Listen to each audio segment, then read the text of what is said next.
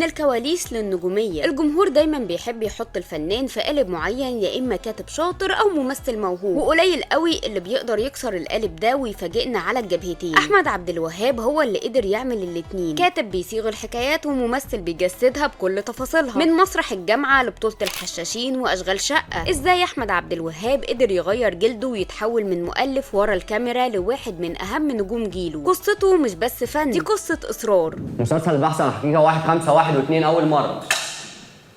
and action. معلش انا عندي سؤال. السؤال بيبقى قبل الاكشن مش بعد. ايه ده؟ طبعا 4 ساعات ولحقتوا تلبسوا؟ هي ايه خيخ دي يا جماعه؟ في جه في جي؟ ايه في جي؟ في جي يعني ايه في جي؟ في ايه بس بالصعيدي؟ ما نروح النيابه دلوقتي، مش النيابه 24 ساعه. لا ده ماك يا حبيبي، ال 24 ساعه. النيابه بتصحى الصبح وتنام بالليل. وروح اقف هناك بقى، يلا جو لا ما حضرتك هتجو معايا، روح اقفي معايا. يا بسم الله الله اكبر، ده انت ايدك خفيفه قوي. انت دكتور؟ لا محامي، بس الاسود بهت في الغسيل قوي ان اللي يتكسف من بنت عمه وما يجيبش منها عيال. هو حضرتك عايز تجيب من خطيبتي عيال؟ كان نفسي.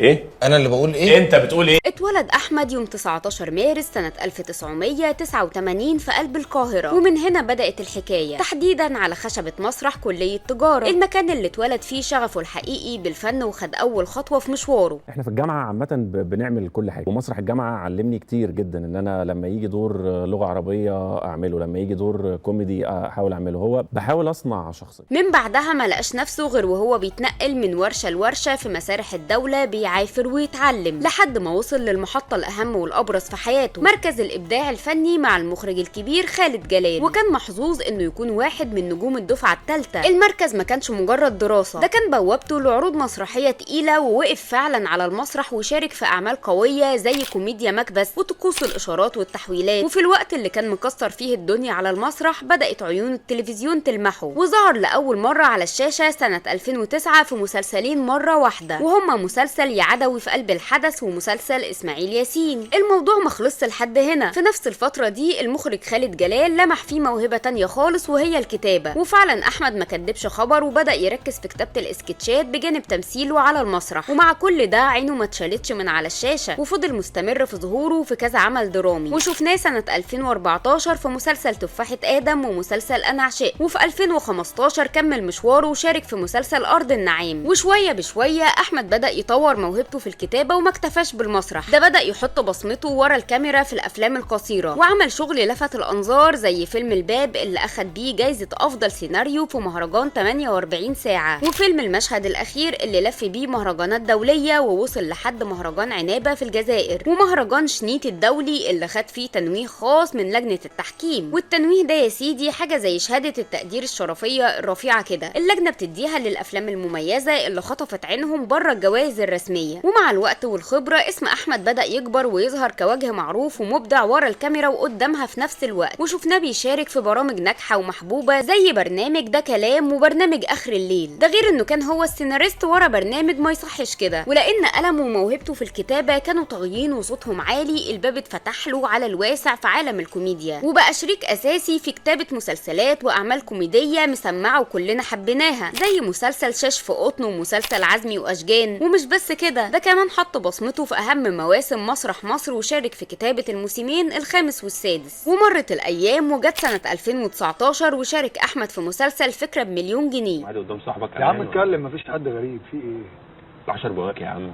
بتوع مين؟ 10 بواك اللي انت كنت واخدهم مني وربنا انا ما هبقاش يا جدع. في ايه؟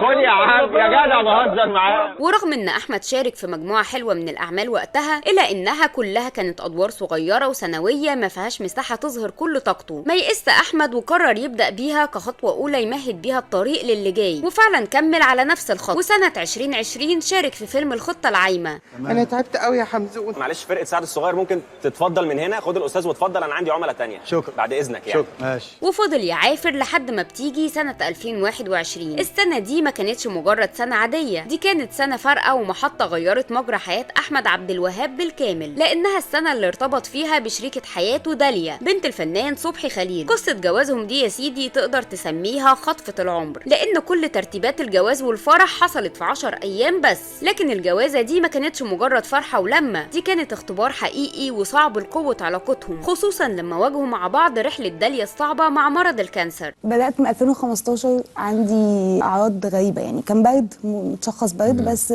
بيزيد بقى، يعني سخونيه طول الوقت، ماشيه طول الوقت، عندي شغل ولازم انزل واكمل حياتي، فبقى طول الوقت اخد خافض حراره، كل 6 ساعات اسخن في الشارع وانا سايقه، اركن على جنب واخد الخافض اول ما يشتغل ابتدي اشوف هعمل ايه، اكمل يوم ازاي. فضل الموضوع ده تقريبا سنه ونص لحد ما ظهرت حاجه كتله معينه في جسمي كانت غريبه، فكان في الاخر انه سرطان غدد لمفاويه تحديدا. في المحنه دي احمد ظهر معدنه الاصيل وكان مثال للزوج الجدع والداعم اللي ما بيسيبش ايد مراته ولا لحظه، كان السند والظهر والراجل اللي وقف معاها، وبفضل الله ثم وقفته داليا قدرت تعدي الازمه دي وتتعافى تماما. انا اعرف داليا واعرف استاذ صبحي من قبل الازمه دي ومن قبل المرض، فجه علينا المرض والازمه فضلنا مع بعض طبعا، لان هي كلنا معرضين لحاجات شبه دي، فوقفتنا مع بعض الحمد لله عديناها يعني.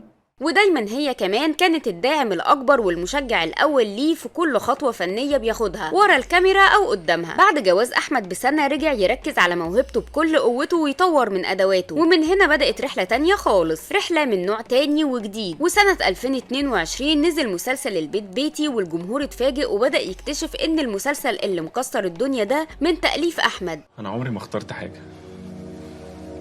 الخدامة دي هي اللي قلبي اختارها، عايز اكمل معاها حياتي. والحقيقة ان نجاح المسلسل كان فوق التوقعات، وكان هو النقلة الكبيرة اللي ثبتت رجله وظهرت فيها موهبته في الكتابة وبقى اسمه في حتة تانية. احمد ما انتخش بعد النجاح ده ولا قال كفاية، بالعكس قرر يتحدى نفسه في مشروع ضخم وعلى ارض صعبة وهي خشبة المسرح، فكتب مسرحية أنستونا للنجمة دنيا سمير غانم والنجم بيومي فؤاد، والمسرحية كسرت الدنيا وحققت نجاح مسمع في مصر، وكأن كل اللي فات ده يا سيدي كان مجرد تسخين للي جاي. بعد نجاح المسرحية الباب اتفتح لأحمد من أوسع أبوابه، بس المرة دي قدام الكاميرا كممثل، وشارك لأول مرة في دور بمساحة كبيرة في مسلسل ألف حمد لله على السلامة. أنا مش في برنامج سهرانين، مش حاجة اسمها احتفظ بيها لنفسي. أنا جالي بلاغ إن الراجل ده اتهجم عليكم في الشارع. لا ده بلاغ كاذب. كاذب؟ الدور ده كان نقلة حقيقية ليه في عالم التمثيل، وشه بدأ يتعرف بين الناس والجمهور خلاص حفظ ملامحه وحبه ودخل قلوبهم. النجاح ده كان هو التمهيد والمحطة اللي أهلت أحمد لخطوته اللي بعد كده لما ظهر في مسلسل أشغال شقة بشخصية فادي. عندكم سوبر كار، لامبورجيني، بوجاتي، ماكلارين، حتى رولز رويز تمشي؟ كلاسيك قوي على الحتة اللي عايزة أوديكوا فيها، مش يعني فاهم قصدي. الدور ده بالذات ورغم انها كانت مساحته في المسلسل مش كبيره، بس كل لقطه بيطلعها كانت بتطلع ترند، وكان بمثابه الاثبات الرسمي والختم المعتمد لدخوله عالم التمثيل من الباب الكبير، والناس عرفت انه مش بس كاتب شاطر، ده ممثل كوميدي تقيل كمان. وبعيدا عن منطقه الكوميديا اللي اثبت فيها نفسه وجدارته، قرر احمد ان هو يرمي نفسه في منطقه تانية خالص ويغامر في منطقه الدراما التاريخيه والملحميه، وده حصل لما شارك في مسلسل الحشاشين وقدم دور يحيى قدام النجم كريم عبد العزيز. تقدر تقول أي شرف أو أي إزاحة لأكبر مصيبة حلت على الإسلام والمسلمين. أحمد هنا فاجئ الكل وقدم وجه مختلف تماما، والجمهور شاف فيه ممثل تقيل بيعرف يغير جلده بذكاء وينط من الكوميديا للدراما الصعبة والمشاعر المعقدة بمنتهى السلاسة. وفي نفس السنة اللي كان مكسر فيها الدنيا كممثل ما سابش قلمه، وفضل مستمر في تألقه ككاتب وسيناريست بأعمال قوية جدا علمت مع الناس، زي مسلسل خالد نور وولده نور خالد، وفيلم إكس مراتي اللي حقق نجاح كبير في السينمات. وبعد كل النجاحات دي أحمد ما خدش هدنة ولا ريح، بالعكس ده دخل سنة 2025 وهو في قمة توهجه الفني، وشفناه بيرجع تاني بشخصية فادي في الجزء الثاني من مسلسل أشغال شقة، والمرة دي ما كانش مجرد ضيف شرف، ده بقى جزء أساسي وعمود من عواميد نجاح المسلسل. هي مش محتاجة مخرج العمل، هي محتاجة عمل عشان تعرف تمثل. انا مش بس سبت التصوير، انا هسيب الفن كله. ومش بس كده، السنة دي كانت سنة السعد والتألق الكامل لأحمد، لأنه دخل في كذا تجربة ورا بعض وساب في كل واحدة بصمة. فشفناه في مسلسل كامل العدد وهو بيجسد شخصية الكاتب الانطوائي اللي بيعشق الوحدة زي عينيه. انا مش بهاجمك خالص، انا مش بهاجمك ومش من حقي ان انا اهاجمك ولا احكم على اختياراتك. انا ماليش اي صفه. مالكش صفه ازاي؟ زي الناس ماليش صفه، انا راجل نزيل هنا في المكان، صاحب تيمور مش اكتر. وقدم الدور بتميز وخطف الانظار، وكمان كمل سلسلة نجاحاته بمسلسل الكابتن. وبعدين يا عم الدرايف ظروف، انتوا عايزين ايه؟ لا ما احنا مش هنقعد مشوره باب وشباك ونعيد في نفس الكلام تاني. بالراحه، ما انا زهقت. ده غير ظهوره السينمائي المميز في فيلم احمد واحمد. خساره فيه والله. هو قال خساره فيه ولا انا بيتهيألي؟ سيب المستشار سراج قطب وتتجوز مهندس ديكور. عبس. علشان يثبت للكل ان موهبته ملهاش حدود سواء ورا الكاميرا او قدامها، وبقى اسمه ضمان للنجاح. باختصار، احمد عبد الوهاب السنه دي اكد انه مش بس بيختار ادواره بدقه، لا ده بقى كمان ضامن للنجاح لاي عمل بيشارك فيه ومفيش سقف لطموحه. ومع وصولنا لسنه 2026 كان احمد عبد الوهاب على موعد مع محطات فنيه تانية ونقله نوعيه في مشواره. اولها كان مشاركته في فيلم درويش مع النجم عمرو يوسف. لازم يا صاحب المجد تحكي لفريد بيك عظمتك في النشال، وتحكي لهم عن رحلات السفاري في أدغال أفريقيا، واللي أكد بيه تواجده القوي وبصمته المميزة على شاشة السينما. لكن المحطة اللي وقفت عندها الناس بتركيز شديد وسقفت له من قلبها كانت مسلسل وردة على فل وياسمين، واللي شارك فيه في بطولة مشتركة مع النجمة صبا مبارك. تعرف بقى وانا صغير كنت باخد معايا سندوتشات فول وطعمية. لسه صغير؟ لا لسه صغير، انا طلعت رخصة لو انت مش عارفة.